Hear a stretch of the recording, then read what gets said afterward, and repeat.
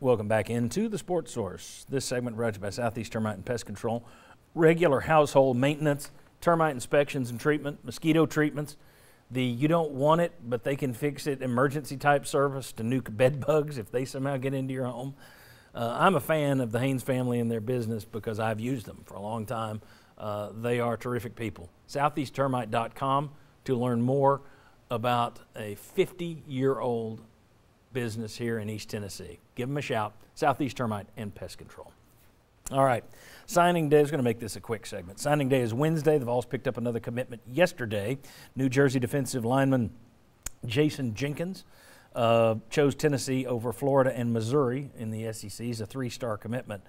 He'll be the Vols' 21st signee. Does anybody expect there may be one more, but probably not. This is probably it. Would everybody agree with that? Yeah. Yes, Expect maybe anything else this to come? Summer, but yeah. Well, right. For signing day, yes. All right, so for signing day, you're looking there. Tennessee, number 15 in the 24/7 sports rankings, number 11 in the Rivals rankings. If this is all they get, they're probably going to have 5 or 6 slots available for transfer guys if they can lure them in, if they're guys they want. They already tried to get the kid from Wyoming who then chose Texas.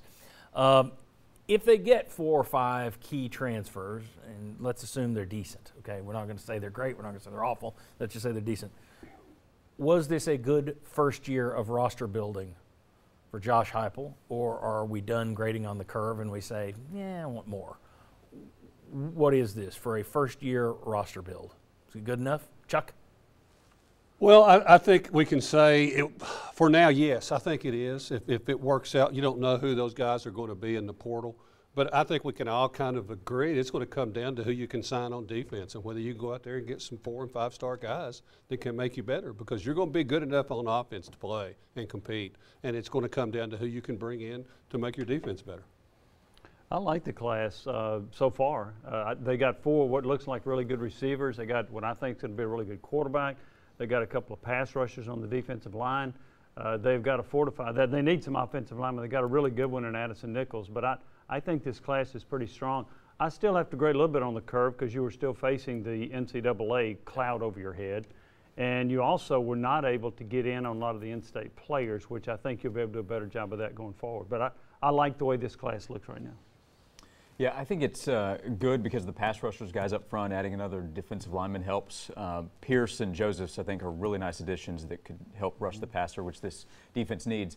Is it good enough? No, because they need more in the secondary and they need more at linebacker. And I would also say if they sign an equivalent class next year, we're not going to say it's good enough. So I think it's good enough considering what they faced. They did a good job to close. They still need transfer help, but they need to do more for sure in the future. If they finish number 11 in Rivals next year?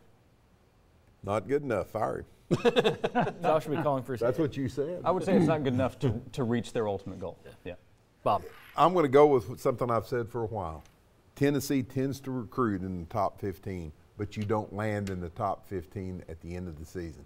If you can get there, if your recruiting classes finally translates into pretty much, hey, we were 11th for 3 years in a row and now we're close to the top 10, good enough. That's what I'm looking at. The trick, and that is a good goal, the trick is if you have a bunch of top 15 classes in the SEC where everyone else has top 15 classes, your record's not going to be good enough to get you in the top 15. Whereas if you do the same class at the Pac-12 every year, you can be number one in the nation. Hey, You're right. No, I agree. Go with baby steps, though. It's the right goal. But here's the other side of that is, how'd you like to be Texas A&M? They're top 5 in recruiting every year. And they're not in top 15 at the end of the year either. Yeah, because you could be top 15 and be 8th in the SEC, correct? Right. Yeah, that's my point. Yeah. I agree. That's the goal. I'm not undercutting your goal. The goal is right. I'm just throwing in the caveat that may be easier said than done, as we've seen. So, you agree? No. No, I see the point, but I just think that Tennessee has over-recruited and underperformed. Right, I agree with you. Almost through the entire, ever since for 15 years. Your top recruits either didn't seem to pan out or they left the Well, they left, yeah. I mean, you had guys. Of course, here's the thing. Say you recruited 13 5-star defensive linemen. Doesn't help your team. How many of them? Or you're going to be really ranked very high. Well, you saw that last year. It was like, well, look where Tennessee is with all this talent. Well, they had 3 quarterbacks that were all 4 stars. Yeah. Last I checked, you can't play 3 quarterbacks at once. So what good does that do you? Yeah. So come Well, to think of it, that is your a argument- caveat on the caveat right there. Yeah, it's a Cavaleris caveat. All right. When we come back, let's play rapid fire on Tennessee and SEC football and one Peyton Manning question. Come on back.